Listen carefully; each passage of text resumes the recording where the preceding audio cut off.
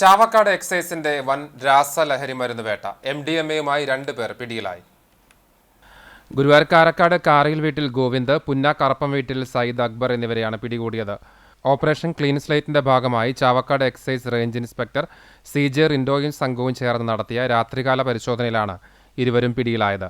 ഗോവിന്ദിൽ നിന്ന് 1.101 ഗ്രാമും സയ്യിദ് അക്ബറിൽ നിന്ന് 3.253 ഗ്രാമും MDMA പിടികൂടി. പരമാവധി 10 വർഷം തടവും 1 ലക്ഷം രൂപ പിഴയും ലഭിക്കാവുന്ന കുറ്റമാണ് പ്രതികൾ ചെയ്തത്.